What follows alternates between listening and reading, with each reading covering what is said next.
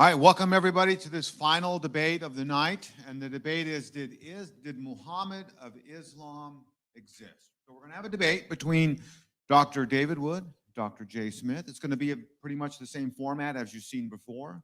We're going to have opening statements of 20 minutes each. Then we're going to have 12-minute rebuttals each, and then 8-minute rebuttals each, and then a 5 minutes summary and wrap up.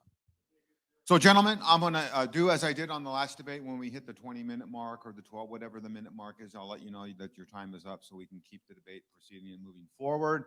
David, you can begin. Okay.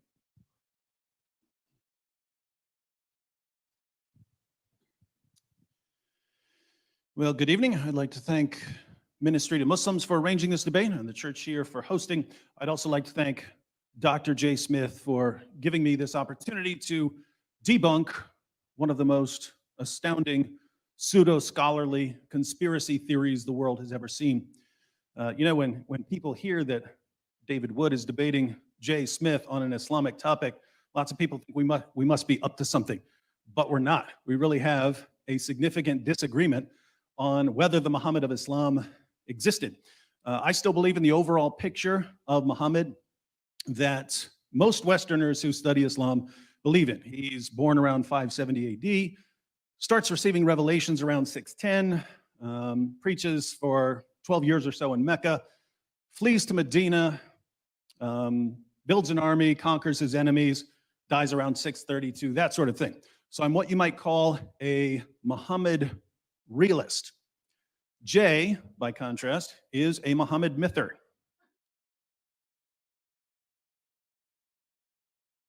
I'm the only thing standing in the way of the mighty Jay Smith, who's trying to convince the world that your fake prophet never existed. So when you speak of me fondly. Now, Jay is going to present a number of problems for Muhammad realism, the view that the Muhammad of Islam actually existed. I'm familiar with many of these problems, and I acknowledge that there are some problems. There are some difficulties. We'll be discussing them. But we have to watch out for the classic move of the conspiracy theorist. The conspiracy theorist says, look, there are some difficulties with your position. Therefore, you should abandon your position and adopt this far more absurd conspiracy theory. No, we don't. Just because there are problems or difficulties with a position doesn't necessarily mean you should abandon the position, especially if the alternatives seem far less likely. If you're a Christian, there have probably been times when you've wondered why the all-powerful, loving God you believe in allowed this or that to happen. Why did this child get cancer? Why did that church get hit by a tornado? But you're still a Christian. Why is that? Well, you believe that there are good reasons to be a Christian that outweigh any difficulties you might face, and you believe that the alternatives have more problems and are supported by less evidence. So, why should we be Muhammad realists in spite of the challenge from Muhammad mythers like Jay? There are many reasons to believe that the Muhammad of Islam existed. Here my opening statement. I'll give 3. First, Muslim sources report a number of embarrassing facts about Muhammad that wouldn't have been invented by conspirators creating a fake prophet for their new religion. This point is grounded in what historians call the principle of embarrassment, or the criterion of embarrassment. The idea here is that when people lie and invent things to support their position, they tend to invent things that help their cause, not things that hurt their cause. When someone admits something that makes his position look bad or foolish, he's probably not making it up, because he wouldn't invent something that's an embarrassment to his cause. So when we examine testimony, we can ask ourselves, is this the sort of thing someone would make up? If it's not the sort of thing someone would make up, we have at least some reason to believe that the testimony is accurate. Applying this principle to the Muslim sources, if people are going to fabricate stories about Muhammad because they're inventing a new religion, they're obviously going to fabricate stories that make Muhammad look good. They're not going to fabricate stories that make Muhammad look stupid or insane or evil or possessed. This means that when we open the Muslim sources, if we find stories that make Muhammad look stupid or insane or evil or possessed. The best explanation for why we have these stories is that these things really happened. And if they really happened, then Muhammad obviously existed. But we have to be careful here, because what's embarrassing to Muslims today in the West wasn't necessarily embarrassing to Muslims nearly 14 centuries ago in Arabia. Muslims in our time are embarrassed by all kinds of things we read in the Quran and the Sirah Maghazi and the Hadith. According to Muslim sources, Muhammad had sex with his prepubescent 9-year-old child bride Aisha. He had sex with his slave girls. He allowed his followers to rape their female captives and to have sex with prostitutes and to beat their wives into submission. Muhammad ordered Muslims to assassinate his critics and to execute apostates and to violently subjugate Jews and Christians. He supported his religion by robbing people. He had a man tortured for money. Muhammad bought, owned, sold, and traded black African slaves. All of this is embarrassing to Muslims in our time, which is why Muslim leaders usually cover up this information. But we have to remember that these facts weren't embarrassing to the Muslim community centuries ago in the Middle East. Muslims back then didn't have a problem with child marriage or beating wives into submission or raping female captives or anything else I just mentioned. So the principle of embarrassment wouldn't really apply here, because if these practices were acceptable to Muslims in the early centuries of Islam, there's no reason that someone couldn't have included them in fictional stories about a prophet he was inventing. But we find other stories in the Muslim sources that are quite different. We find stories that are pretty embarrassing to all people from all times. And we find stories that we know were embarrassing even in the early stages of Islam, because we find early Muslims trying to water down the stories or to explain them away or to erase them from history.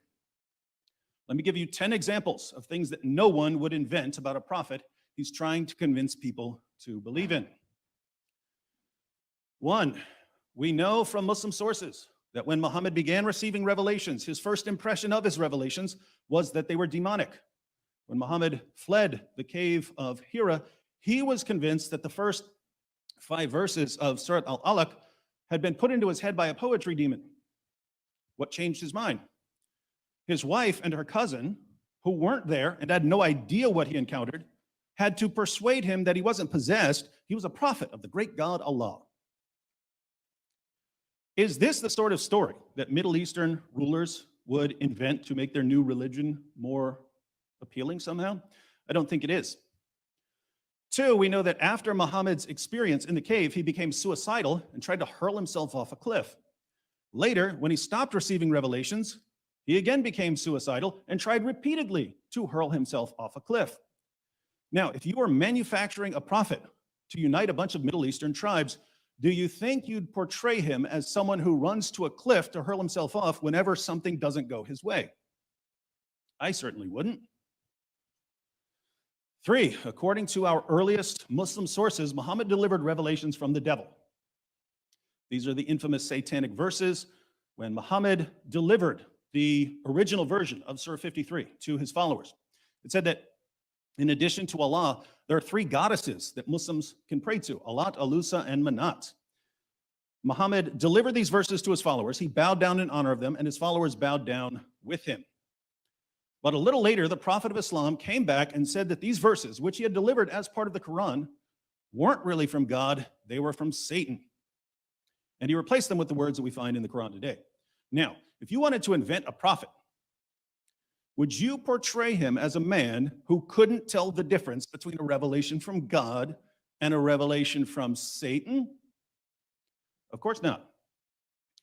4, we know from multiple references in Sahih al-Bukhari and other sources that Muhammad was the victim of a magic spell that gave him delusional thoughts and false beliefs. According to the story, one of Muhammad's enemies stole his hairbrush and used it to cast a spell on him. The spell lasted somewhere between 6 months and 2 years. Now tell me, if you were inventing a prophet to suit your fancy, would you say that his enemies could temporarily overpower him with black magic? Not a chance.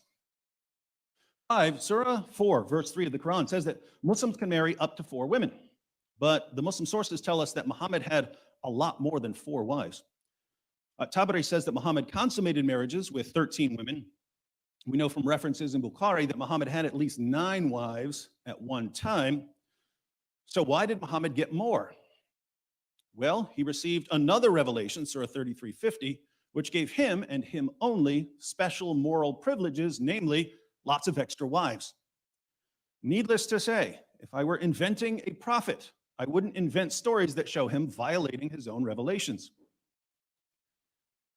6, Muhammad once had an adopted son named Zayd, who was called Zayd bin Muhammad, Zayd son of Muhammad. One day, Muhammad saw Zayd's wife practically naked and began lusting after her. When Zayd found out that his adopted father and prophet was lusting after his wife, he divorced her so that his adopted father/prophet could have her. Then Muhammad married the divorced wife of his own adopted son after causing the divorce by lusting after her. Allah himself had a difficult time justifying this marriage, so we can only wonder why someone would invent the story. 7, according to Muslim sources, Muhammad had a pretty disturbing problem. He was frequently covered in semen. His child bride Aisha reports in numerous hadiths that she would try to scrape it off or wash it off before he headed to the mosque, but even after she thought she had gotten it all off, she would suddenly see more. For the life of me, I can't imagine anyone inventing a religion and then making up stories about the new prophet being covered in semen. 8, according to Muslim sources, Muhammad would suck on the tongues and lips of little boys and have the little boys suck on his tongue. He also guaranteed that if he sucked on a little boy's tongue or lips, that little boy's tongue or lips would never be tormented by hellfire. Now, if you were inventing a prophet to be the center of your new religion, how many stories about your prophet sucking on little boys' tongues and lips to protect them from hellfire would you include? Answer is 0, and yet Islam has a bunch. 9, Muhammad made prophecies that were already falsified by the time he was supposedly being invented by conspirators. In Sahih al-Bukhari, Muhammad prophesied that one of the signs of the end times would be that the buttocks of the women who worship the idol Dul Khalasa would shake while walking around the shrine. But the idol and the shrine were soon destroyed by Muslims, so the prophecy can no longer be fulfilled.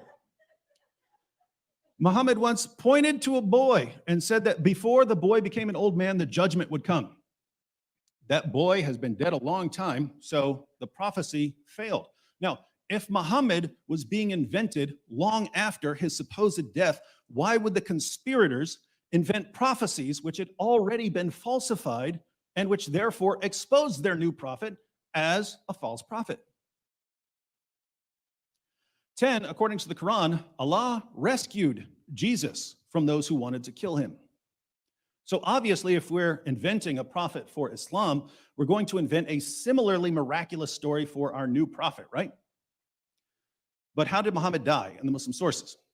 He was poisoned by a Jewish woman whose family had been slaughtered by Muslims.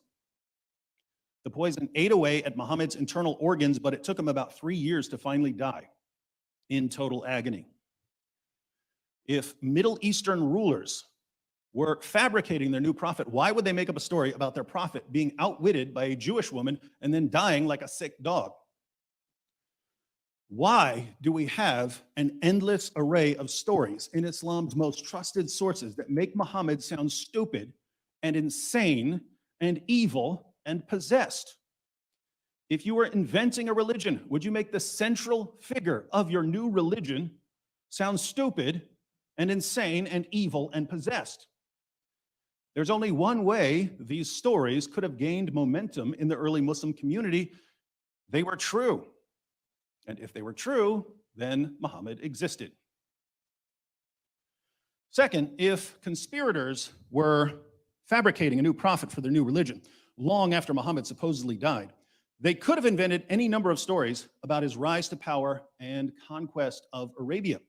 They could have said that Muhammad appeared in Mecca with great signs and wonders and angels and convinced the population that he's a prophet and then went from town to town and everyone converting. They could have said whatever they wanted. But when we piece together the earliest and most reliable information about Muhammad, we find a man who couldn't perform miracles, a man who was ridiculed for plagiarizing his revelations, a man who was viewed by the vast majority of people as a moron or a madman. How would a man like that rise to power and conquer Arabia? Easy. Deception, manipulation, bribery, and violence. That's exactly how Muhammad rises to power and conquers Arabia, according to the earliest strata of Islamic history, before the story started being massively embellished. Muhammad told the Meccans that they should accept him as a prophet because of his amazing poetry and because he's mentioned in the Bible. They thought his poetry was a joke and they didn't know about the Bible, so most of them weren't impressed, and Muhammad didn't win very many followers that way. Then Muhammad went to Medina. In Medina, Muhammad's message became, if you join my religion and fight for me, we'll go out, we'll kill the men, we'll take their stuff, we'll take their wives and their daughters as our sex slaves, and if you die while fighting for me, Allah will take you to paradise and give you an eternity of deflowering virgins.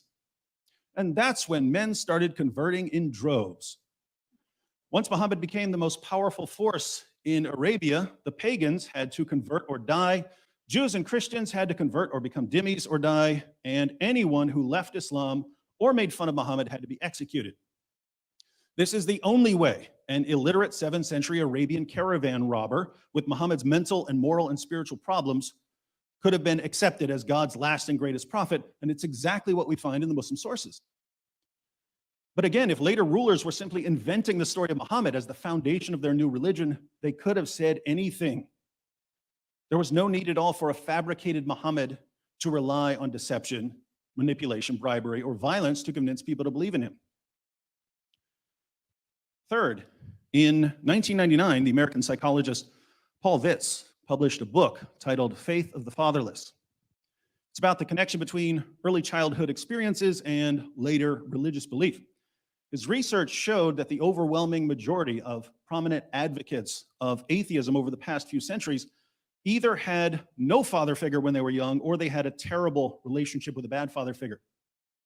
The overwhelming majority of prominent advocates of theism, by contrast, had a close relationship with a father figure they loved and respected when they were children. Near the end of the book, Dr. Vitz responds to a possible objection to his analysis. Since there have always been bad fathers or missing fathers, why is popular atheism such a recent development? He replies by suggesting that in the past, when atheism wasn't a live option for people, the psychology of the defective father would have been expressed differently. This brings us back to Muhammad, whose father died before he was born. Then he was sent to live with some Bedouins in the desert. They became convinced that he was demon-possessed, sent him back to live with his mother when he was 4. Then his mother died when he was 6. He was sent to live with his grandfather, and his grandfather died by the time he was 8. So Muhammad lost every relationship with a mother figure or father figure that he had by the time he was 8. Why is this important? Well, according to a lot of research, someone with this level of childhood loss and trauma will express this loss and trauma as an adult in 3 main ways. 1, he'll have a tendency to rebel against authority and tradition. 2, he'll have trouble forming stable, healthy relationships with other people. And 3, he'll have a problem with father figures, and especially with viewing God as a heavenly father. If you've studied the life of Muhammad, you know that Muhammad exhibited all of these features in extreme fashion. Muhammad is the extreme example of someone who exhibits these features. Muhammad doesn't just rebel against authority and tradition, he turns against his own people, against his own tribe, and against his own city, violently subjugates them, smashes their idols in front of them.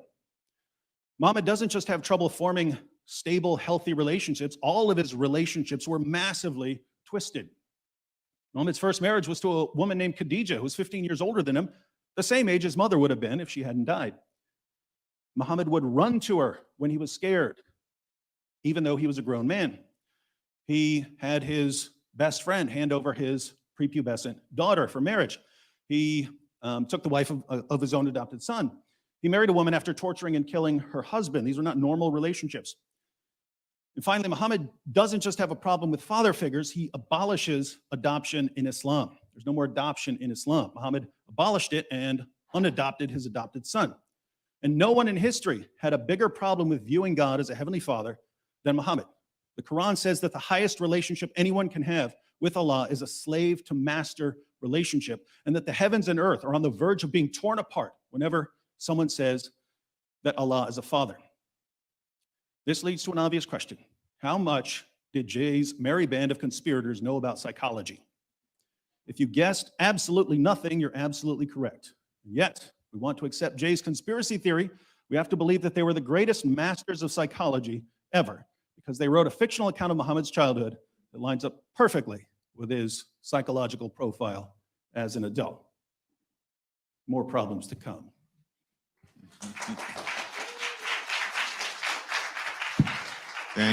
Thank you, David.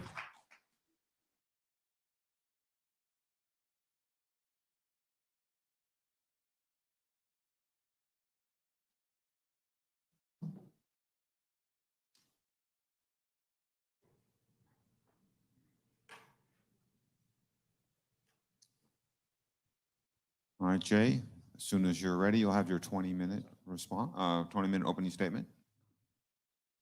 Well, I wish I could go right into the rebuttal, but we're going to have to do this first. So let's go right into it, and let's show you what and who this Muhammad is of the 7th century versus the Muhammad of the 9th and 10th centuries. So now David has given a very convincing view of this Muhammad of the 9th and 10th century. What he didn't want to talk to you about is this timeline. Take a look at the timeline, you'll see the problem. Everything that he referred to, all those stories that he talked about, the 10 different problems, do not take place or are not written down, are not at all, you might say, even put to any historical evidence that we can see at the time, even the century that he lived. Take a look and see where the names are. And there's the story of Muhammad, born 570. He went through that. And now let's see where all that takes place. Take a look at this slide here.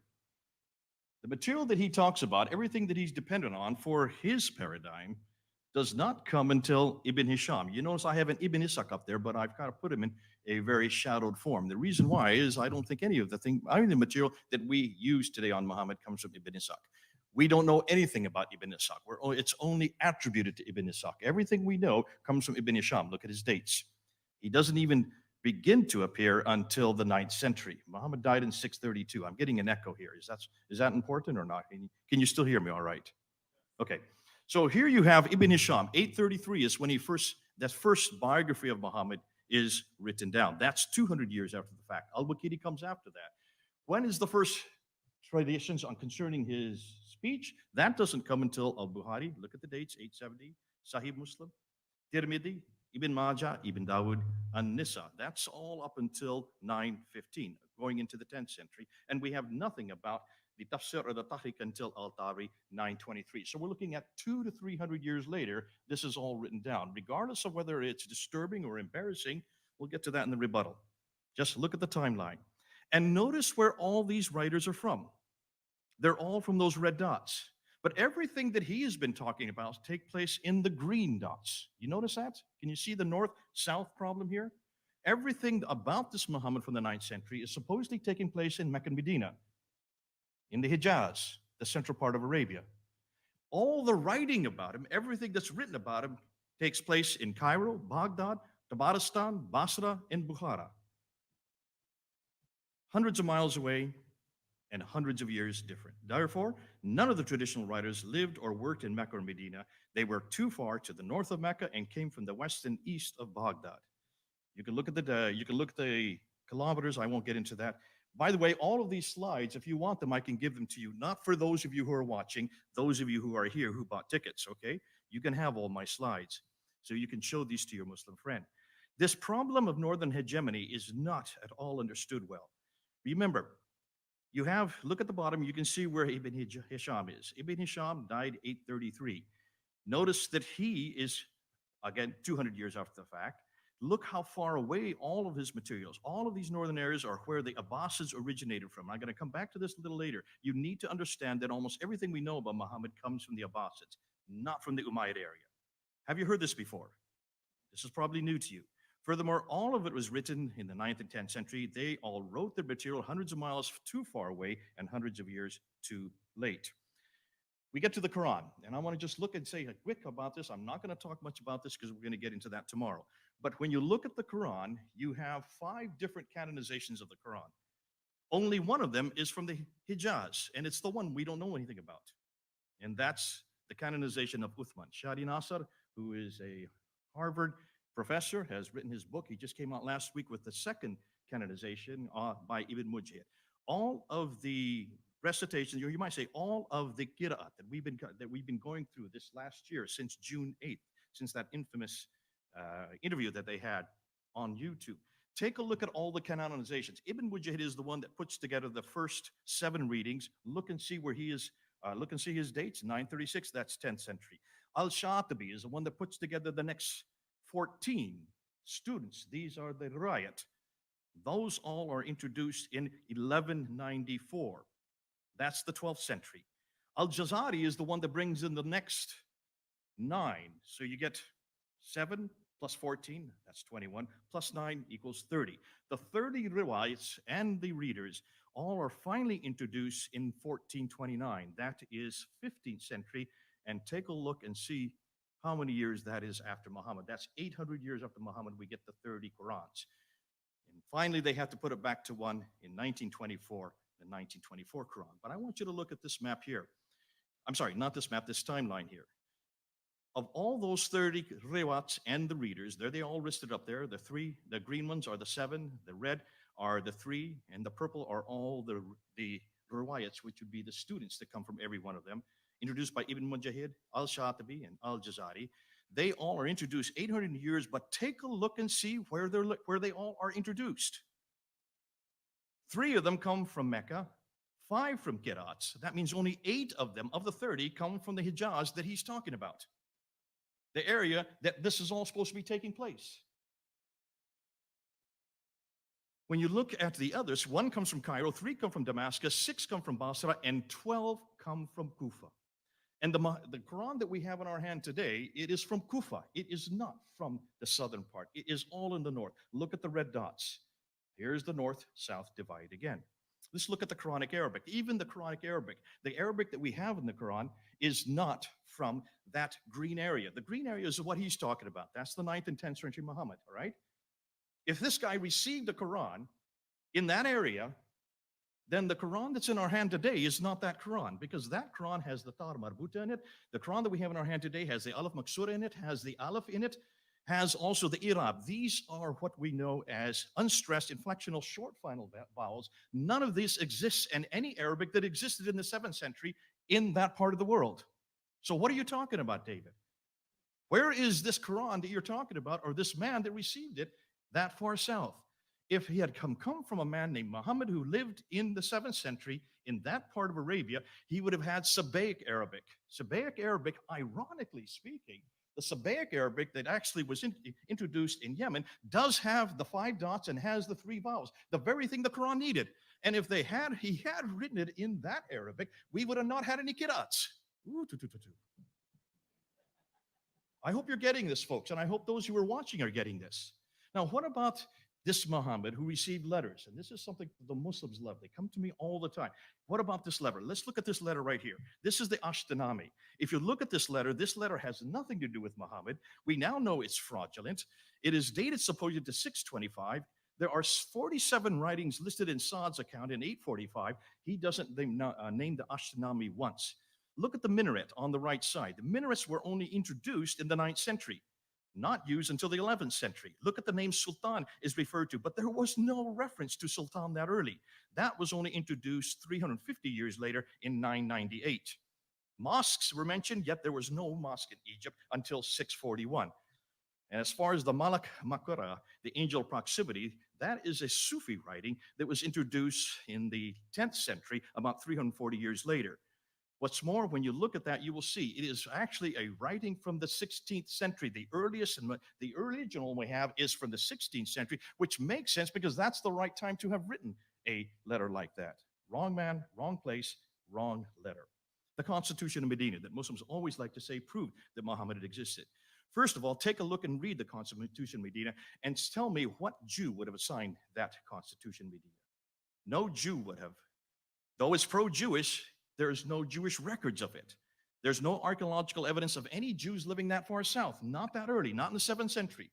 And so you can see where and when did this really get put together. We don't know of any reference of this until Ibn Hisham writes it in 833. So the first reference we have of this is 200 years after the fact. Therefore, the historians, people like Hoyland and Andrews, consider it a fraud because there was no Jews that far south, and the only source for it comes from the 9th century Muslim traditions. Again, much, much too late. The Doctrine of Iacobi, probably one of the most famous documents. This is the one that Muslims are always throwing at me. And David, I don't know if you realize this one, but when you look at this, you can see this, first of all, doesn't talk about Muhammad. It talks about a Saracen prophet who comes with a sword and has the keys of paradise. Does that sound like Muhammad to you, any of you? When you look and see what it says, you can see that according to this doctrine, this Iacobi, which was supposedly written around 634, shows and assumes that he's still alive in 634. That controverts the traditions. That he has the keys to paradise. No, this prophet fits more a Judeo-Christian monotheistic background. And he has the keys to paradise is also referring to Matthew chapter 16. What's interesting, because it's written in Aramaic, not in Arabic. What in the world would this be referring to a guy who doesn't speak any Aramaic? I don't remember Muhammad ever speaking Aramaic. Conclusion, there is no reference to the name Muhammad on this document, no reference to this prophet being a Muslim, or belong to the religion Islam, or any reference to the city of Mecca, nor of his book, the Quran. He could be almost anybody. Of Islam, according to what David's telling me, that would have been controlled by the time of Muawiyah. And that's, I understand it, I would agree. Muawiyah is historical. And so therefore, from Tripoli all the way over to Afghanistan, that would have been under his control, which is an enormous amount of land. So therefore, somewhere amongst all that area, that's the brown and the orange, there should be some reference to Muhammad somewhere, right? One reference to Muhammad and I would be satisfied. By the time of 680, we're talking about 50 years after Muhammad. Where is David able to show me one reference to this man named Muhammad that he's talking about? In that area, that swath of land from Afghanistan to Tripoli, let's start with the Quran. Well, okay, let's look at the Quran. 4 references to Muhammad in the Quran. In chapter 3, verse 144, in chapter 33, verse 40, in chapter 47, verse 2, in chapter 48, verse 29. Take a look and see what the Muhammad is. The Muhammad there, really, the name Muhammad means the blessed one. If you look and you understand that, Murad, who is a scholar in both Arabic, he's on our team, he's the one that's working for us from the Middle East. He has been saying, he's watching right now, he has been saying, look at the Arabic there. It's from Nabatean Aramaic. Did I not say that earlier, that this is Nabatean Aramaic Arabic? And when you look at that, it just talks about the Blessed One is no more than a messenger. In every case, when you look at those 4 references, this could be Abdul Malik himself, referring to himself, not to a man named Muhammad. Let's take a look at the Dome of the Rock, because that was also constructed by Abdul Malik. Look at the inscriptions, the only original part of the buildings.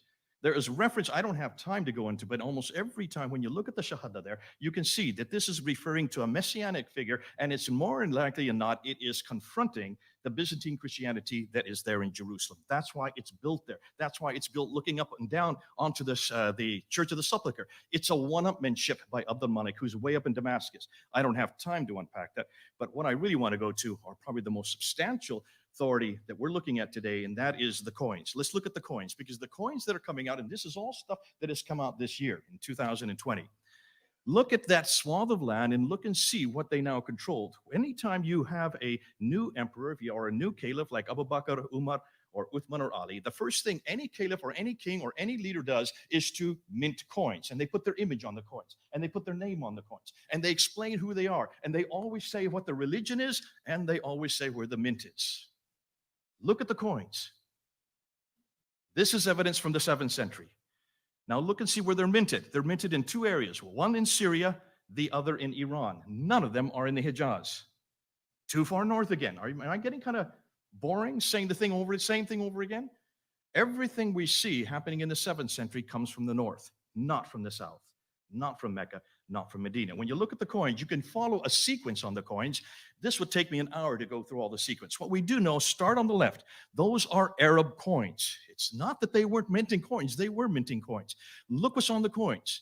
These leaders, these Arab leaders, had crosses in their hands. They had crosses above their heads. Why would you be wearing a cross if you're a Muslim? No reference to Muhammad in any of these. No reference to Abu Bakr, Umar, Uthman, or Ali. When you get to Muawiyah, finally Muawiyah in 661, he would be the first caliph from the Umayyad Caliphate.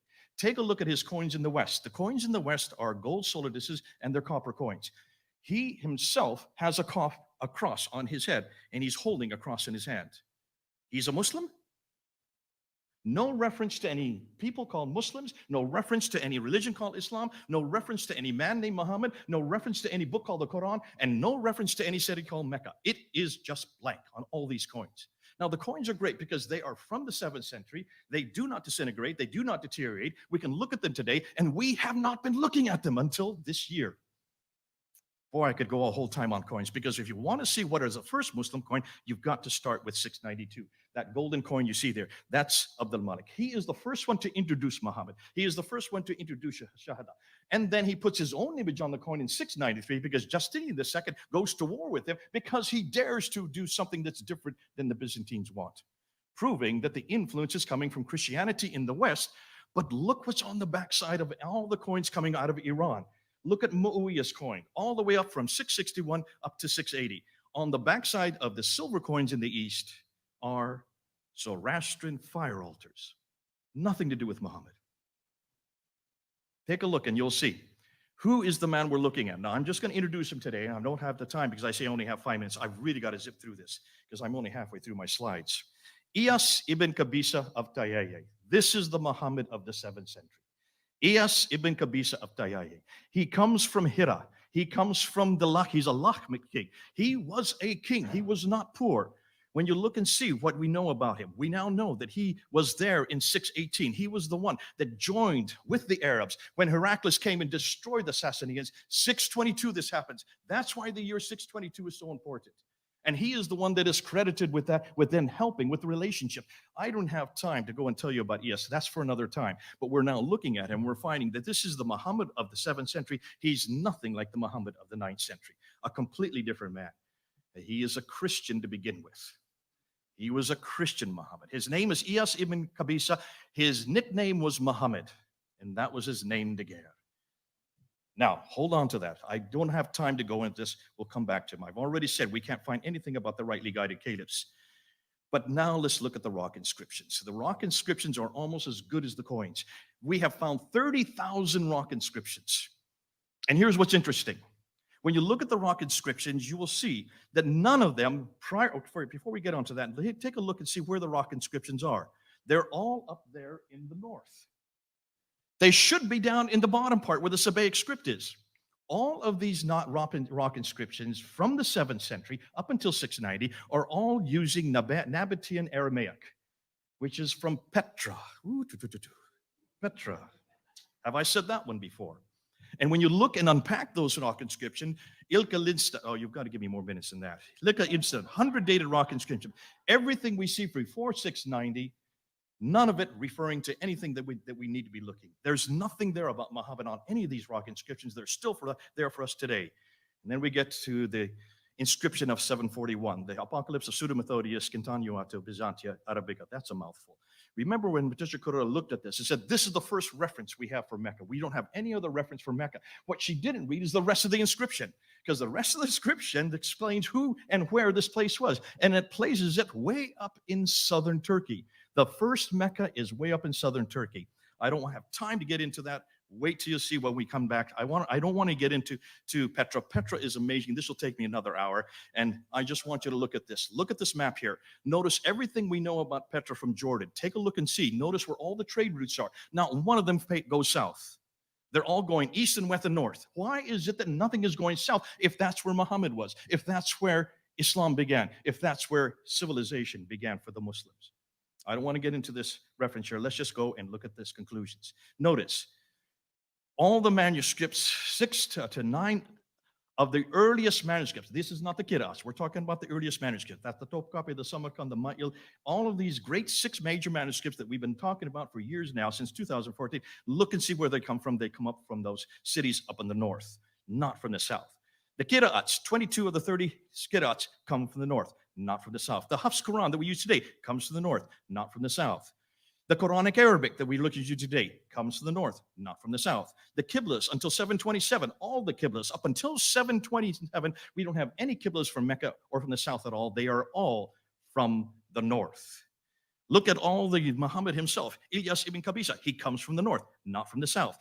The Iraq inscriptions, all of them come from the north, not from the south. The year 622 comes from the north, not from the south. The first Mecca comes from the north. I see that. You don't have to keep it up there. And then the conclusions. Here we go. I'm going to do it all in 1 minute. The sources for everything we know about traditional Islam that David would like to support come too late and too far away, except for the first canonization, which is impossible to find. The other 4 canons are too far north. The Quranic Arabic, again, is too far north. The Ashtenami letter is, again, too late. The Constitution of Medina, much too late. The Doctrine of Jacobi is, again, the wrong time. Muhammad is not in the Quran, nor is he on the scripts of the Dome of the Rock. The coins all support a 7th century archaeological and documentary evidence and simultaneously confront the traditional 9th to 10th century narrative that David would like to push forward. Iyas Kabisa is the man I think we're looking for. He is, and I'm going to introduce him as the 7th century Muhammad. I would love you to tell you the story about why he is so great. We can't find any of the 4 rightly guided caliphs in the 7th century. The rock inscriptions say nothing about Muhammad or Mecca or Islam or the Quran or the Muslims until after 690. They only begin to start showing a religion that as we know it from 720 to 730. We're going to talk about the 741 inscription of the first Mecca. That is in southern Turkey, much too far north, and everything we know about Petra, the initial sanctuary of the Arabs, which was later replaced by the current Mecca. Therefore, the conclusion. The historical record suggests that most everything we now know of Islam in the 7th century is either too far north or too far away or much too late to be the Islam of the 9th century Islamic traditions. Islam is really an Abbasid creation.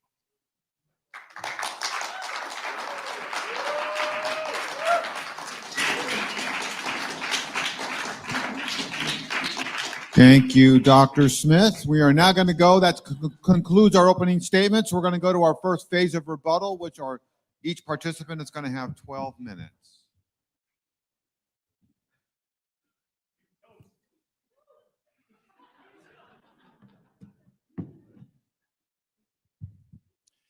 Don't you just love conspiracy theorists? They always make it sound good, don't they? You could sit there and listen to a 9/11 truther or a moon landing hoaxer all day long. They could speak to you for 40 hours on their awesome understanding of the details there. They love to point out problems with the position they're tearing down so they can get other people to buy into their conspiracy theory. But they don't bother to tell you about the holes in the narrative. Now, Jay offered a number of problems for Muhammad realism. And I find that part of the problem here is that we just have wildly different expectations for what to expect from the evidence that we're examining in the early history of Islam. So he says we don't have any early sources. Where are all the sources? Where are all the 1st century of Islam sources that talk about all of this stuff?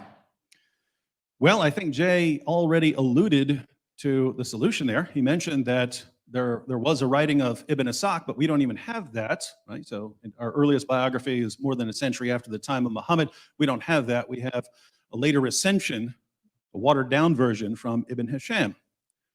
Why does Ibn Hisham say that he did some editing and deleting?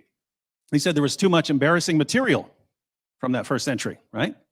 I mean, not from the Ibn Ishaq version. Well, what's Ibn Ishaq doing, supposedly? Ibn Ishaq is supposedly going to earlier authorities and giving the information they presented about Muhammad. Well, if this information is embarrassing already by the time you get to Ibn Hisham, what do you think they're going to be doing with any early evidence that they might have?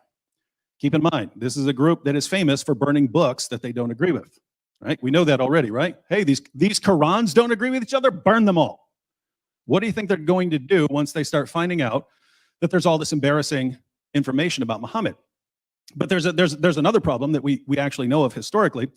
By the time you get to the rise of the Hadith scholars, so people like Bukhari and Muslim, these guys very rapidly convinced the Muslim community that they were the only reliable way, they had the only reliable way of doing history, the Islamic way.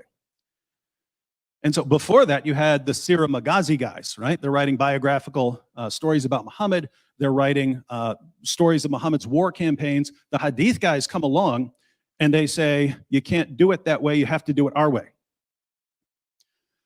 So anything from early Islam did not meet the criteria of these later guys. And so do you guys know how books worked back then before the printing press? If you wanted a book to last, you needed people copying that thing by hand. So for instance, we have about a fifth of the works of Aristotle, about a fifth. And he had a community that was passing on his knowledge, and most of it didn't last. You need a very, very dedicated group of people passing on your knowledge if you want it to last. So the point here is, when I look back there and I say, oh my goodness, there are no sources from the first century of Islam. Oh, you mean by 2 centuries after that time, they viewed that material as very unreliable and using an un-Islamic method, and therefore no one's copying it, and therefore we don't have it? Shocker. That's my view. So in other words, I'm not surprised by that. It seems to fit together with what we know. But let me give you an example of why I think there was reliable information coming out of the first century. Let's take the example of the satanic verses, which I mentioned earlier. I mentioned the satanic verses. When Muhammad received revelations from the devil, delivered them, and then came back and said, the devil made me do it, tricked me. I have 50 Muslim sources on the satanic verses. 50. Those stories, they come with little isnads and so on that tell you where those actually came from. A bunch of those go back to some supposed first century witness, right? So some of them go back to Ibn Abbas. Some of them go back to students of Ibn Abbas, but not from Ibn Abbas himself. And so notice you have 50 sources on the satanic verses going back to lots of different people in the first century of Islam. Now, Jay just looks, but I don't have the actual text. I don't have the actual book. Well, okay, what's the alternative here, right? Well, so you don't have the book, therefore the story doesn't go back there. Well, what's the problem if you say the story doesn't go back there? And this is what I mean by when someone gives you a conspiracy theory alternative, you need to investigate that and say, does this really make sense? So one, as I pointed out, the satanic verses story was massively embarrassing. How do we know? Because we can trace the stories of when they came, and they keep watering it down more and more. At first, it's Muhammad who receives the revelations and delivered them. Then at a later stage, it was no, Satan imitated Muhammad's voice so that people thought Muhammad said it, but he actually didn't. And then later on, they water it down even more to where you don't even know why the pagans are bowing down in honor of this surah. They completely get to the point where they completely delete the story. And so they're clearly embarrassed by it. They're clearly embarrassed by this story. But think about this. If we want to say it didn't happen because we don't have the actual text, it didn't happen. Well, what you have to say then is, one, someone invented this story. So in the century after Muhammad, apparently, someone invents the story of Muhammad, the new prophet they're telling everyone to believe in. They invent this story. And not only are we going to invent the story, we're going to invent dozens of sources for it that go back to this previous century. So keep in mind what the conspiracy here is, right? You're not just inventing Muhammad, the prophet. You're inventing the entire ensemble cast, right? You're inventing all the wives, all his followers, all those are invented according to this theory. And not only are you inventing them, you're inventing their children, their grandchildren, all the way down to the people that Jay is going to be talking about when we actually get to people that Jay would agree existed. So all of that entire history is invented. So they don't just invent the story of the satanic verses or something. They start inventing dozens of narrations that go back to all these people who did not exist. Again, if this was all a conspiracy, this is the most brilliant conspiracy theory I've ever seen, right? Because this is what people would be looking for.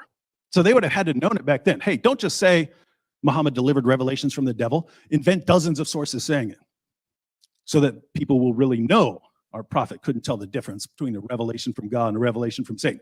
This is just too much. Your conspiracy is doing too much work here. Right? Now, Jay pointed out, if the Quran had come from Muhammad, it would have been different. It would be different from the Quran that we have now. Look, there's no disputing between us that the Quran is one big giant mess, and that the history of the Quran is one big giant mess, right? But that's consistent with Muhammad actually receiving revelations, delivering them to his followers, and then a big mess happening afterwards, which would be my picture. So I don't think that really supports either case. He says the letters don't work. No dispute there. Didn't use them. Constitution of Medina didn't work. No dispute. Didn't use it. Doctrine Jacobi doesn't work. No problem. Not disputing that. He says that Muawiyah existed, but where are the references to Muhammad? Here again, we come to an issue where I think we're expecting massively different details to come out from this first century of Islam. If you read the Muslim sources, if Islam had been like 1% more violent, the community would have wiped itself out. They started slaughtering each other almost immediately. Aisha, the mother of the faithful, marched an army against Ali, the commander of the faithful. People who were companions of Muhammad at the Battle of Badr and Uhud and so on were slaughtering each other over a disagreement. And that just kept happening and happening and happening. If you look at what happens until you start getting political power massively consolidated, these guys are spending all their time slaughtering each other and then going out and slaughtering other people. They're not building monuments. They're not doing that. Eventually, they get to a place of stability, and that's when you start getting the monuments. So again, I don't know what you'd expect to be looking for. I don't know what you think these people in a desert slaughtering each other are going to be producing as far as inscriptions and so on. Jay points out that the evidence tends to come from the north, not from Mecca. Again, that wouldn't be surprising as Islam expanded. That's where you start getting to areas where there's more civilization, there's encounters with the Byzantines and so on. So that's where you'd expect a lot more of this to come from. He says coins and crosses, coins with Muslims and crosses. That wouldn't fit well together with Islam today. But I think people massively overestimate how orthodox Islam was back then. If you look, you have all of these different groups all vying for power, and they're all killing each other, and they're all expanding into various areas of, there's just doesn't seem to be enough time to sit down and develop really orthodox theology. And that's why all these different groups, all these different sects of Islam spring up and start slaughtering each other. So it wouldn't surprise me that people who are encountering the Byzantines and see Byzantine crosses and don't really have much of an understanding of why that would be such a problem in Islam wouldn't have a problem with that sort of thing. Now, keep in mind, I said in my opening statement, there are problems, right? You can look at that and say, I don't know, that's not, I still don't get it. Why would they have a cross? You can say, well, they're trying to interact with other people, and so they don't have a problem with the cross. You can say that. You can say, well, maybe that's a stretch. Well, I agree.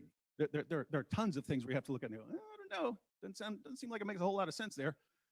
It's the alternative that I have a problem with, right? If you say, hey, I don't get why that guy would have a cross, and you move from there to, aha, it was a Christian original, and he later became Muhammad, and there's a massive conspiracy, then I got a problem, right? Because the solution to the problem seems massively more absurd than anything you're trying to explain. Jay says that that Petra was the original Mecca. Here again, what's the evidence for this? You have some, now notice here, because this is a good example. So some mosques, old mosques, face Petra, apparently, not Mecca. Now, Jay is familiar with the work of Dr. David King, who has been for decades the world's leading authority on Qiblas. And he argued before anyone ever heard of Dan Gibson that the early mosques were facing unexpected directions. But he came up with explanations for that sort of thing, right? He said that they were focused on astronomical alignments and so on, rather than just what we think of pointing your mosque in the direction of Mecca. So he points that out. Now, Jay will obviously say he's been refuted. Dan Gibson is right. The world's leading authority on these Qiblas doesn't know what he's talking about. But here's the point. You've got a scholar who says one thing. You've got Dan Gibson who goes out and he says something else. If you want to say, hey, there's a problem here, fine. Say there's a problem, and then go through possible solutions. Maybe the early Muslim community pointed those there for some reason. We don't know why.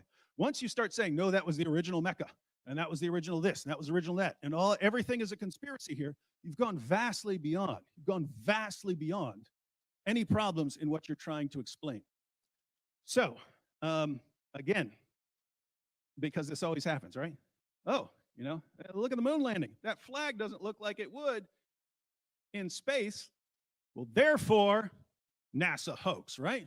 No, you got to take these problems, take a close look, And we're going to do that a little bit more as this debate goes on. Thank you.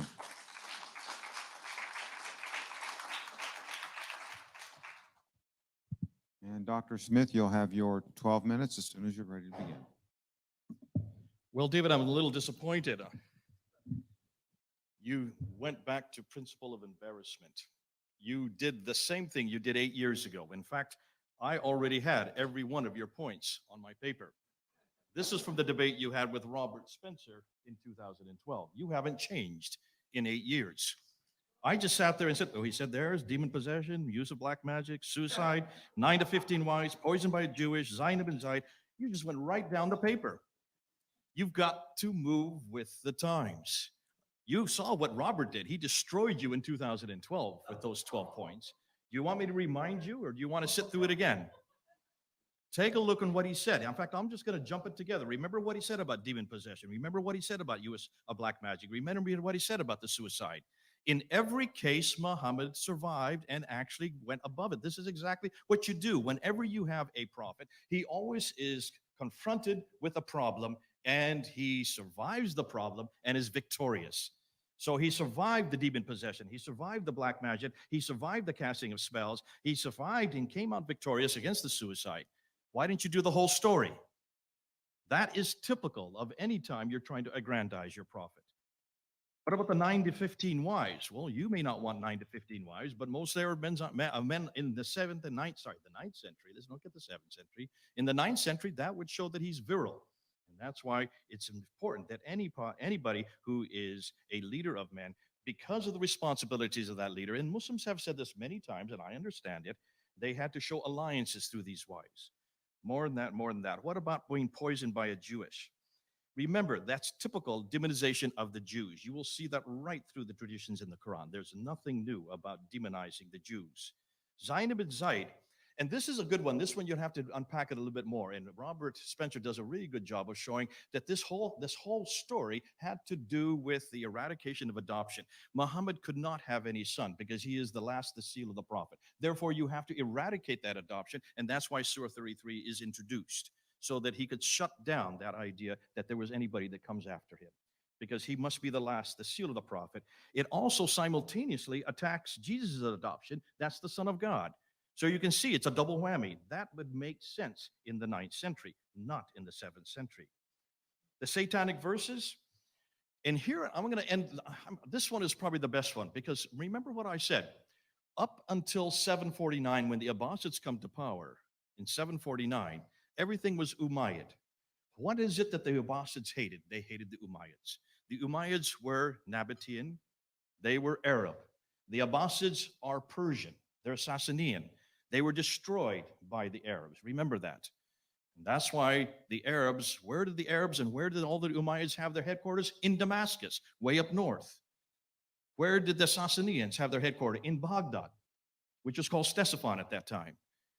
When they finally came to power, that now explains why all the mosques are facing Petra, because the Umayyad, the Nabatean sanctuary, was always Petra. That's why all the mosques were facing Petra. You talk about king, I think you were doing that tongue in cheek, because I hope you don't think that Dr. King, here's a man that's the world authority on mosques and qiblas, the direction of every mosque, and only went to one in his entire career.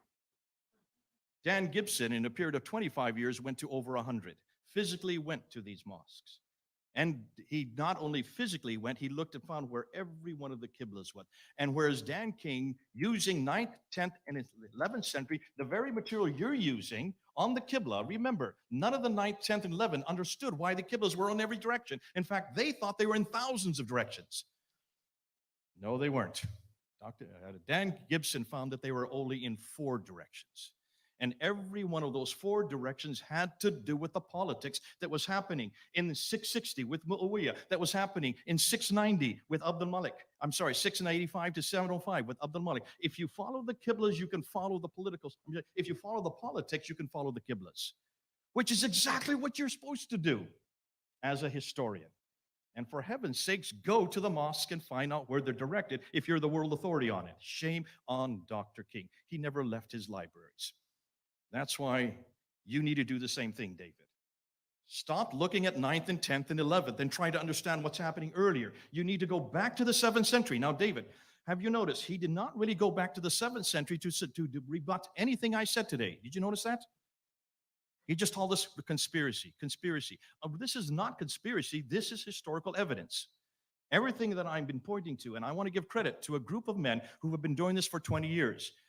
Mel from Sneakers Corner, Murad from the Middle East, Joe, I can't tell you where he's from. He doesn't want me to tell you where he's from. These three guys are amazing, and I hope you're all listening because you need to look at what they're doing. Go to Sneakers Corner and see what they're coming up with. They are way ahead of everybody else because they refuse to trust anymore the 9th and 10th century. I've refused to trust the 9th and 10th century. It's too far and too far north. Too late, too far north. If you want to find out what happened in the 7th century, why not go back to the 7th century?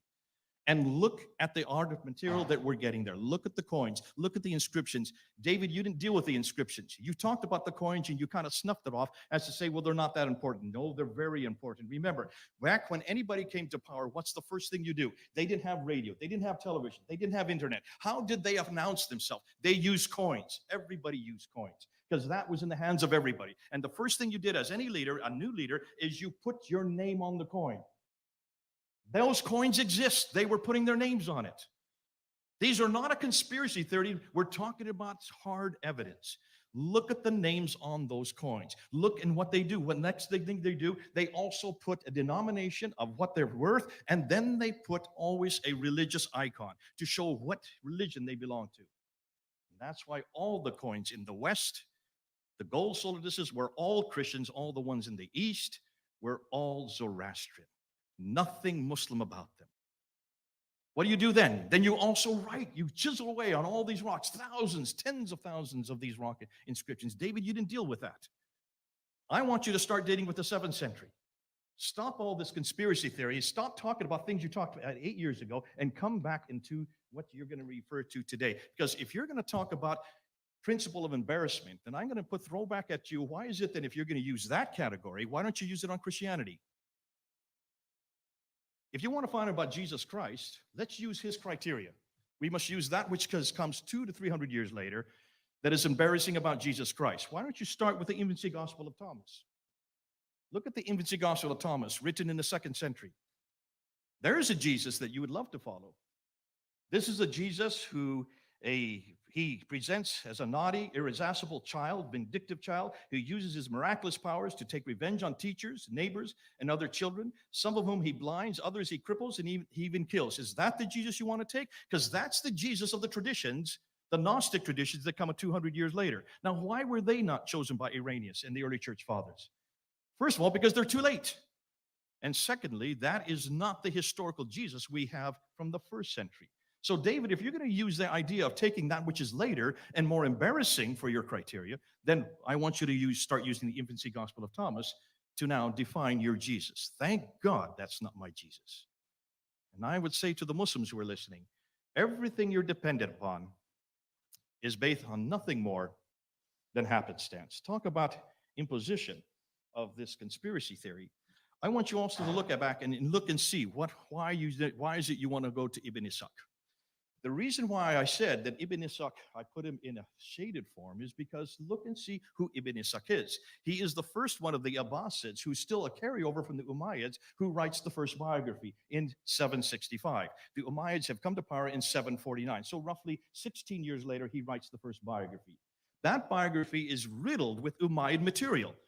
And there are all kinds of stories about that Muhammad, because remember, that Muhammad starts to appear on the inscription, the rock inscriptions. I'm using hard evidence again. This is not supposition. This is not conspiracy. The rock inscriptions start to show this Muhammad from 720 up into the 730s.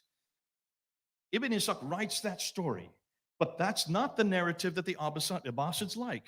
So 70 years later, Ibn Hisham is commissioned to take what he liked of Ibn Ishaq and throw the rest away. Which means we don't have Ibn Ishaq anymore today. That's why I put him shade in him, because there's an evolution between Ibn Ishaq and Ibn Hisham. And by the time you get Ibn Hisham there, that story is now the narrative that the Abbasids want. But they still don't have the sayings. The sayings still need to be put together. The sayings take another 40 years to be put together, and that's not till the late 9th century. But those sayings, remember, al-Bukhari is given, according to the traditions, according to the story, he's given 600,000 of these sayings, and he's to whittle them down and destroy that which did not exist. Now, how would al-Bukhari know what Muhammad said if he's living 240 years later? According to David, he's a lot more trustworthy because he is living 240 years later. He whittles them down and only retains 7,397. That means he throws out 98% of it, only retains 2%. 2%. Every tradition, the 9 volumes we have on al-Bukhari, is only 2% of what was there. What do you think he threw away? He threw away everything the Umayyads had. That's why I keep on saying Islam is an Abbasid invention. It is a Persian invention. It is an invention that was created and maintained in Baghdad. And that's why everything that comes before it had to be eradicated. Yes, you talk about the burnings. Look about the burnings of the Quran. I mean, take a look and see about all these stories. They are probably half true. There probably was a burning of Qurans, but it did not happen in 652. And that's why we can't find any Quran from 652. Have you noticed? We can't find any Qurans from the 7th century at all. Put it all together and you'll see what's going on. This is a political machinations between 2 different groups that hated each other's guts. And finally, as the Umayyads start to reduce power and they start to get weaker and weaker, these others who are waiting to see where are they going to put their qiblas, they're going to wait to see who is going to win. And finally, when the Abbasids finally come to power in 749, then all the qiblas go towards Mecca. But what about that Mecca? That Mecca never existed. We can't find any reference to that Mecca, not until the 8th century. And the interesting thing, when you look at the 5 stages that are there in that Mecca, those same 5 stages can be found in Petra, and they fit exactly what the traditions say later on, but not the dimensions that we see in Mecca today. That's why I say, the Muhammad you're looking for is nothing more than an Abbasid construct. But I've got a list here, and later on I want to go and show you what exactly we have now found about the Muhammad they should have used, the Muhammad they should have chosen from the 7th century. I'll have to do that in the next one because I see I'm out of time. Thank you, Dr. Smith. We're going to move to our last stage of rebuttals before we go to closing remarks. This rebuttal stage will be 8 minutes each.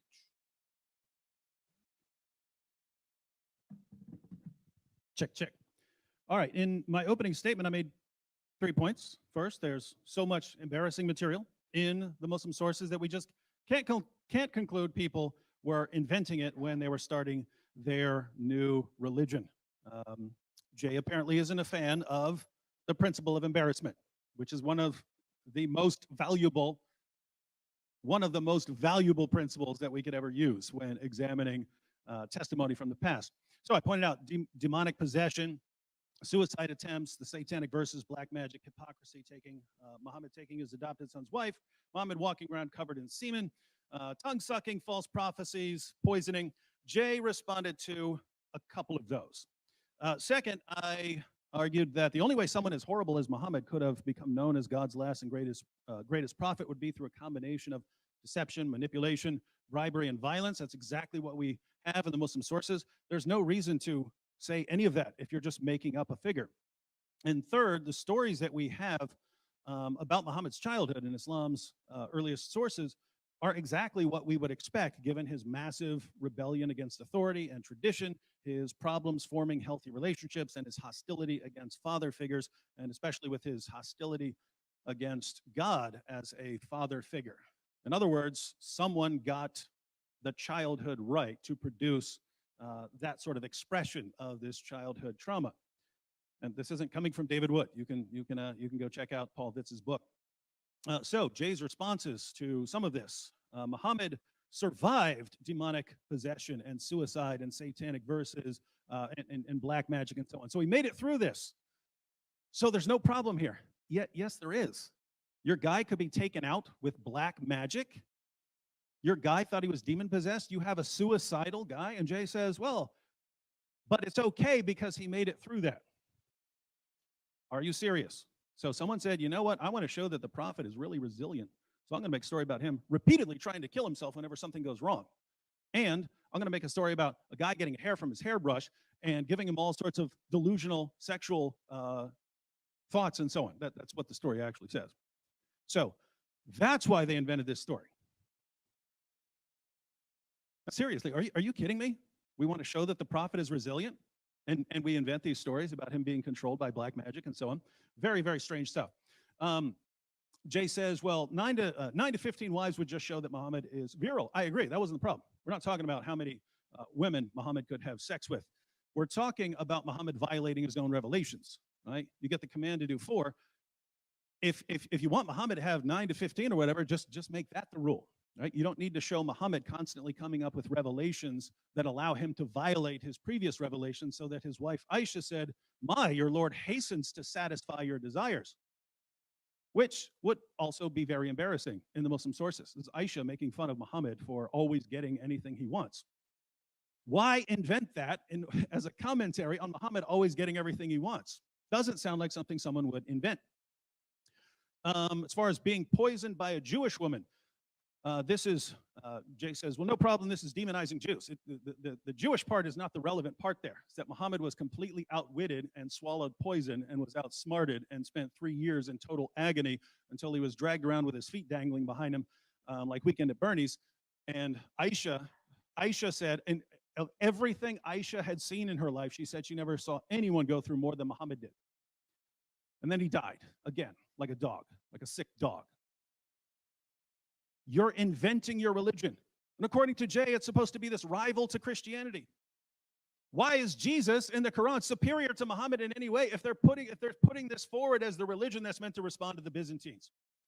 Why not have your guy do something more miraculous than be born of a virgin and perform all the miracles that Muhammad performed, and then a more miraculous ending? You can write anything you want. You're making it up as you go along. Oh yes, your Jesus, he rose from the dead. Or even according to Islam, he was rescued by Allah. Muhammad died like a dog. But it's to demonize the Jews. If you're just going to say something, you can say that about anything, right? Say about any story like that. You can just say, even true things. You can always say, well, it was because of this. It just doesn't fit. Come on. It doesn't fit. These are not, if you're making up a religion to unite the Arab tribes, this is not the sort of stuff you'd be putting in there. You're basically giving ammunition to everyone that you are trying to persuade. You're giving them ammunition against you. Jay says that the story of Zayd and Zainab was meant to shut down adoption so that Muhammad wouldn't have a descendant. Well, why'd you write him as having an adopted son then? We need to do away with Muhammad having an adopted son. You just made it up. Why would you need to do away with it? Do you see the problem? According to Jay, the reason they're doing these things is to cover up this other thing that they made up. It's the same thing with the story of like the satanic verses and so on. They keep trying to change and water down the story in order to deal with the embarrassment of the original problem. But you guys invented that. That's the problem, right? Why would you do that? Now, we had a lot of other issues in there. Again, why are they inventing prophecies that had already been falsified by the time they're supposedly being invented? In other words, if you're a later Arab ruler, you're looking at Dul Khalasa, it's already been destroyed. Why are you going to use that as a sign of the end times? The people worshiping there, they weren't worshiping there anymore. Why are you inventing false prophecies that could never be fulfilled? Again, if Jay wants to argue that they invented this so that we could later refute it, that's fine. But if you're saying they invented it to be a believable religion, you got some problems here. Now, Jay repeatedly says, this isn't a conspiracy, it's evidence. Well, no, Jay, this is the definition of a conspiracy theory, right? You said Islam was an Abbasid invention. You're saying all of this was invented, right? You're saying they moved the Kaaba from one place to another. They invented a prophet. They convinced the entire generation. This is the definition of, it's a massive conspiracy. Think, during the time of someone like Abdul Malik, who's supposedly inventing this, once he starts spreading these stories, don't all these people know that none of this happened? I mean, unless they were brand new, don't they know, hey, what? We haven't been serving Muhammad. What? We haven't been facing that direction. What? Where'd this new religion coming from? So somehow they're all involved in this conspiracy, and then they start cranking out tons and tons of sources where they're supposedly getting this information from the previous century, and it's all a hoax. Well, there's a problem. Suppose Abdul Malik, suppose one of the later rulers starts inventing these things. Well, guess what? You have multiple groups back then. You have the Kharijites. You have the Shias. You have rival Sunni groups. They're fighting these groups. If you say, we've got our place in Petra, now we're going to move it down here. We're going to move it down here to this place called Mecca. We're going to invent this. We're going to invent this new guy. One, I don't know what you guys are fighting about to begin with, because now it doesn't make sense. I mean, were there any Shias? This is the party of Ali and this disagreement of, the leadership after Muhammad died. So were these people around? If not, you're fighting over something else. Now, when one group comes along and says, we just changed our city to here, and we just changed this to that, why, in the name of common sense, would these other groups that you're fighting with say, you know what, we'll adopt the exact same story? Why would all of your enemies adopt the same story? There's some holes in the narrative, Jay. Thank you, David. Your 8-minute rebuttal as soon as you're ready, Dr. Smith. Okay. How many times did he say invented? 24 times. Did I ever say that they invented it? Once? What did I say, David? Are you listening to me? They didn't invent a thing. That already existed. Remember, you already had from 661 up until 749, almost 100 years of stories that were being created. Started, many of them, by Muawiyah, continued by Abd al-Malik, all the way up through the Sufyani period, up to the Marwanid period, and included in the Umayyad. These stories had to be sublimated. None of them were being invented by the Abbasids. I never said the Abbasids invented a thing. In fact, many of the stories had to be sublimated and changed. And that's why when you look and see exactly what the Abbasids have done, they have taken what was given them. They didn't invent it.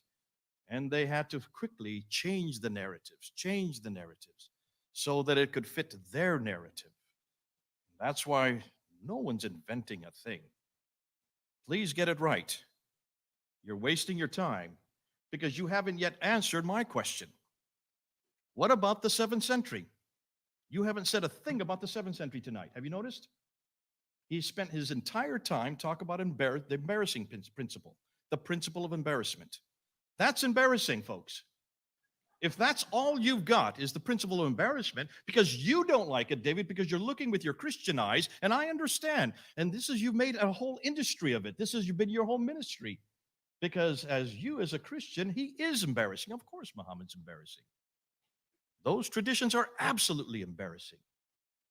But you're talking as a 21st century Christian. No, you're not. Actually, you're talking as a biblical Christian.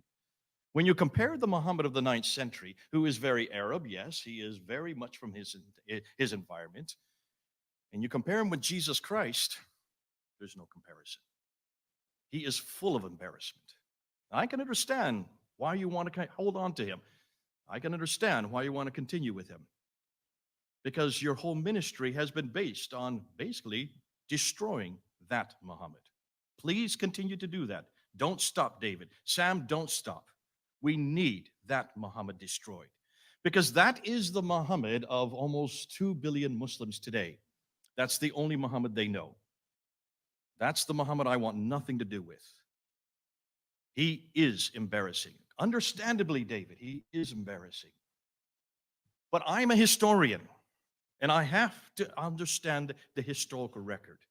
And the historical record is showing me that there is no Muhammad at all. There was a man named Iyas ibn Qabisa. And I just want to show you what we now know between, I got the wrong paper. Look and see what we now know about Ibn Qabisa compared to your Muhammad. We know that Iyas ibn I don't like you sitting there. I wish you'd just go out.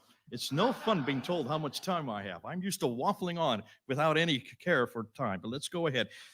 Iyas ibn Qabisa on this side, he was of noble birth. Muhammad, he was humble to begin with.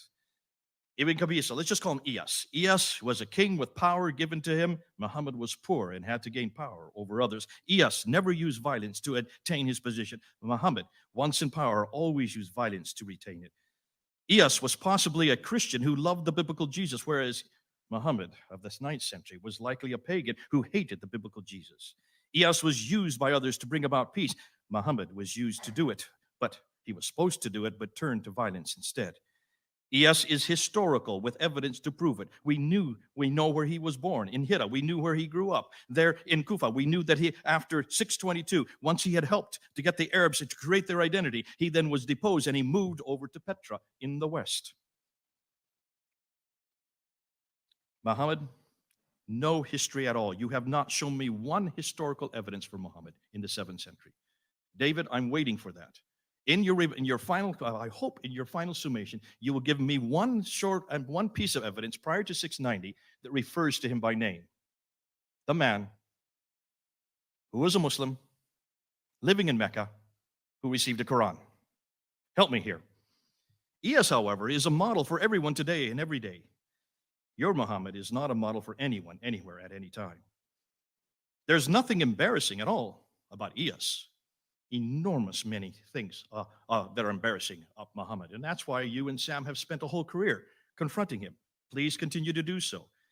ES was a competent guide and instructor. Muhammad was illiterate and used violence to get obedience. ES had a death penalty, but only for those who broke the law, whereas Muhammad, he had a death penalty for those who mocked him.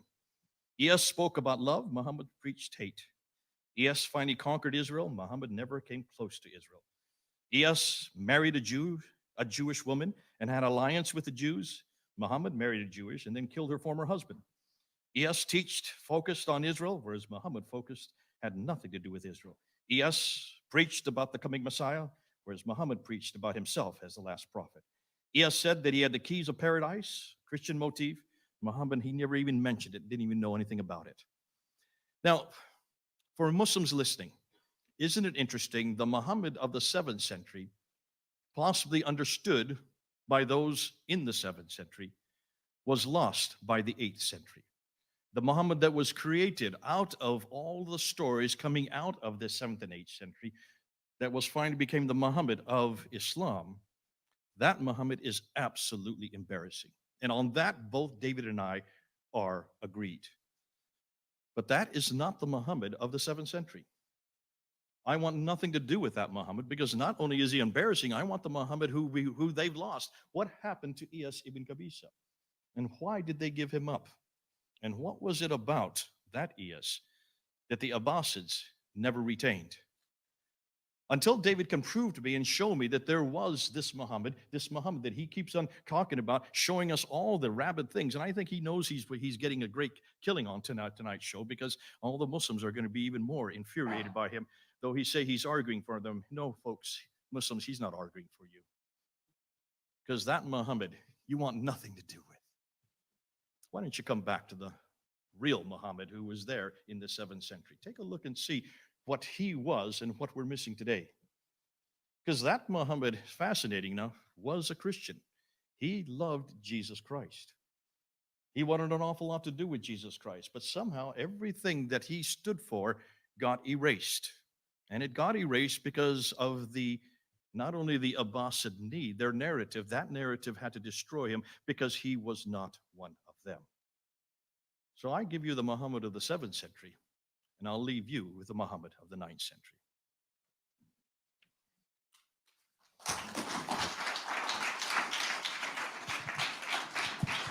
Now, gentlemen, we move to the final stage. You have 5 minutes for your closing statement. All right, well, we have 2 theories before us. First, the Muhammad of Islam existed. I argued that I can't imagine anyone inventing the stories about this guy that Muslims have attributed to their prophet. If you were inventing stories and saying, hey, I want the world to believe in this, this is the prophet that's going to unite us. Again, the demonic possession and suicide attempts and so on, they made him the most obvious false prophet in all of history. They made him the most obvious false prophet in history. They literally made stories about which showed him to be a false prophet by the time they're writing these things down. Can't imagine that. And I pointed out that history, the history we have of Muhammad according to Muslim sources, that lines up with that is the only way a guy like that could have risen to power. And the childhood, again, someone with those childhood experiences who loses every close relationship for the first 8 years of his life, we know what that produces, and it's exactly what we find in the life of Muhammad. So there's too much coincidence here if this is just pieced together from a bunch of strange sources. I do rely on the principle of embarrassment. I did want to respond to one thing Jay said. Jay said, why don't we use the principle of embarrassment with Jesus? Look at the Gnostic source. They have all this weird stuff. Yeah, I already mentioned that in my opening. Said that was not weird to the Gnostics. I said, there's stuff that's embarrassing to Muslims today that wasn't embarrassing to Muslims back then. If it was embarrassing to people back then, yeah, I agree. You can't use it. But we have all of these things that we know were embarrassing because they immediately start trying to cover them up and water them down.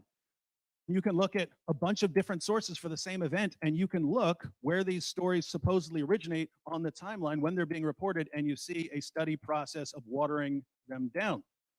But one, what's the purpose of inventing them? And two, how can you actually form a timeline that goes all the way back into the 7th century of when these things are supposed to be being revealed, and it all fits together perfectly? He says, give a reference before 690. Again, we have some very different methods. I'm looking at that community and what I would expect from them. All they do is slaughter each other and slaughter other people. And the only text they would have written would have been laughed at by the later Hadith scholars who said their method was garbage.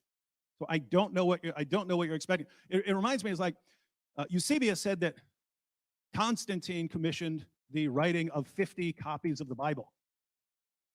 Where are they? They've all been covered up. It's a conspiracy. They're covering up because they changed the Bible. What are you talking about? Some people have suggested Sinaiticus or Vaticanus may have been a part of this. There's no evidence for it. So best case scenario, you lost 48. What happened to those? They were all covered up. It's a conspiracy. What? Show me one of those Constantine Bibles or admit that it's been changed. Come on, right? So now this is very interesting. The second theory is that the Muhammad of Islam didn't exist. And Jay just said, I'm not saying they invented it. No one's inventing a thing. You said in your presentation right before that, Islam is an Abbasid invention.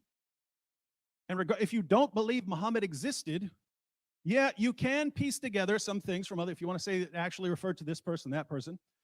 But the overall history of Muhammad had to be invented. If you believe that they were moving their center of worship from Petra to Mecca and so on, if you believe they're imposing this, and then if you believe that Ibn Ishaq is part of a conspiracy to put out this entire history of Muhammad, he can't think that's true. So there have to be people here putting this together who know this stuff isn't true when you're talking about this happened and that happened in Mecca and so on. So there has to be a massive, massive conspiracy here.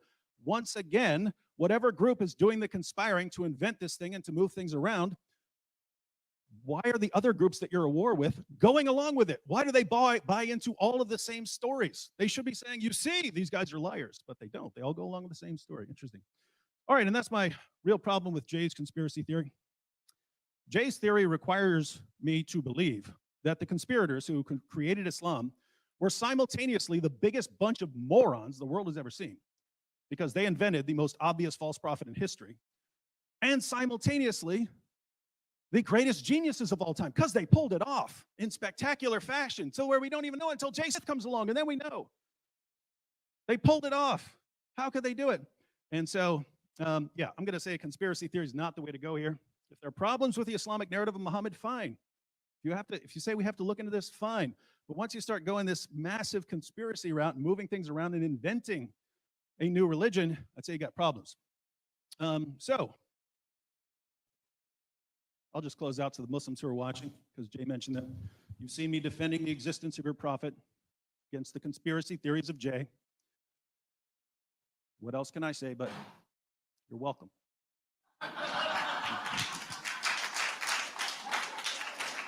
Thank you. And our last closing statement of the night. As soon as you're ready, Dr. Smith, you can begin your 5-minute statement. I thought it was fascinating. Did you notice he said, you want to talk about the biblical Jesus, and you want to talk about the embarrassing stories of Jesus. They were not embarrassing to the Gnostics. Did you pick that up? Exactly. They were not embarrassing to the Gnostics who came later. Just as these embarrassing stories that he goes on and on about were not embarrassing to the Abbasids. Tit for tat. What I'm going to do to end off, I'm going to do a little poem. I've written a poem. I did this for Hatun. Hatun knows what I'm talking about. She asked me to come on a few weeks on her site.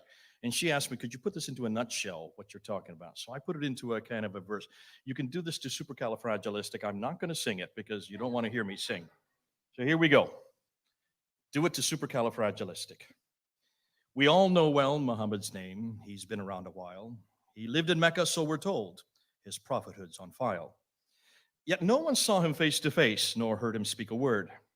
And all we know is centuries old, and that's downright absurd.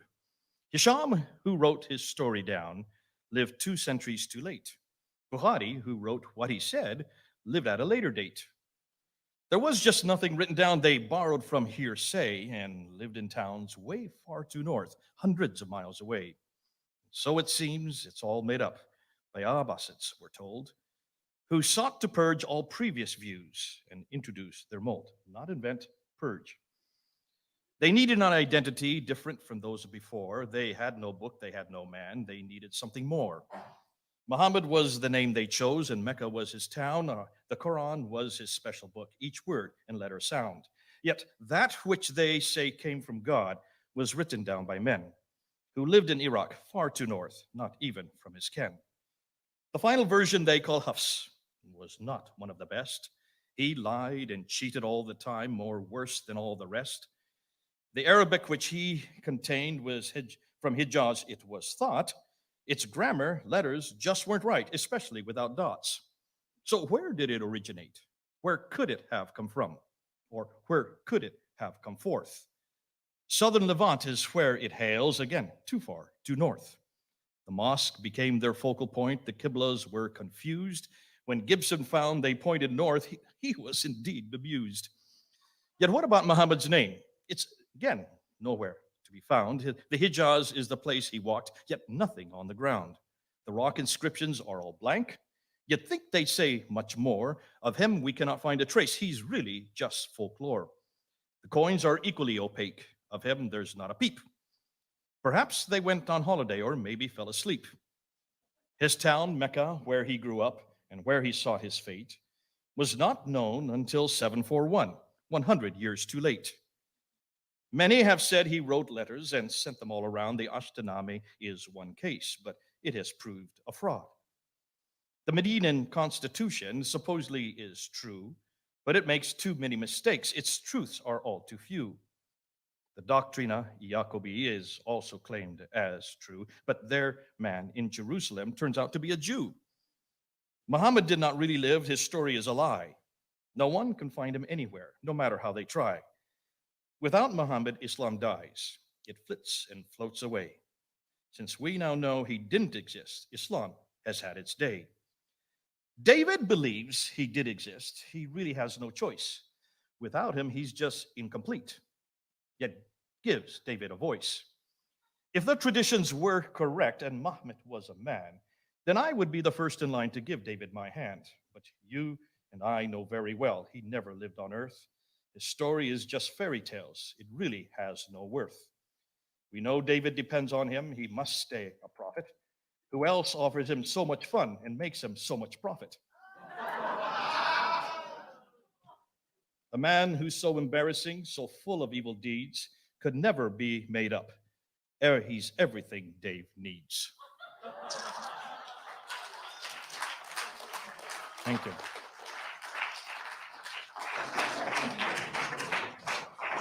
Well, thank you, panel members.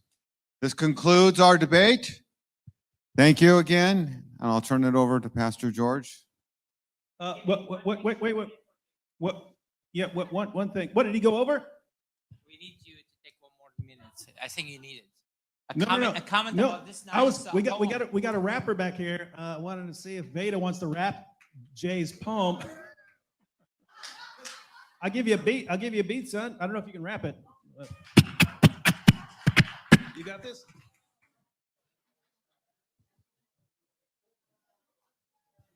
We do not know if this is going to work. Go to that, then go to there. Okay. So you want me to rap this poem? You want me to give you a beat? Hold on. I'll let you know in 12 seconds. Hold on. You can try like just a couple bars and see if it works, because I don't know if it'll. I'm concerned about Jay's flow, is what I'm saying. All right. What?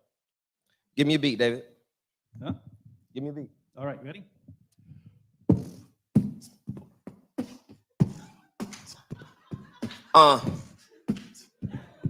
Not embarrassing, y'all. We all know well Muhammad's name. He's been around a while. He lived in Mecca, so we're told his prophecies on file. Yet no one saw him face to face, nor heard him speak a word. And all I know is that is centuries old, and that is downright absurd. Here's him, you wrote his story down. Lived 2 centuries too late. Bukhari wrote it down. Said that he lived a later day. There was just nothing written down. They borrowed hearsay. And now here's living town 100 miles away. And so it seems it's all made up.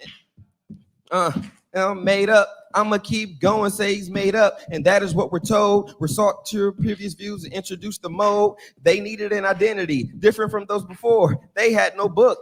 They needed something more. Muhammad was the name that they chose. Mecca was his town. The Quran was a special book. Each word would letter sound. Yet they said that it came from God. It was written down by men who lived in Iraq, far too north, not even from his kin. The final version that they call has was not one of the best. He lied and cheated all the time from the rest. We gonna catch the beat. I'm gonna keep on going and I'm gonna catch the beat. All right, Arabic, which it would contain from hinges, and that is what he thought. And I know it don't sound like it rhymes, but he didn't do it right, especially without dots. So where did it originate? Where did it come from? Southern living was as hills to the north. The mosque became their local point. Hold on. I tried.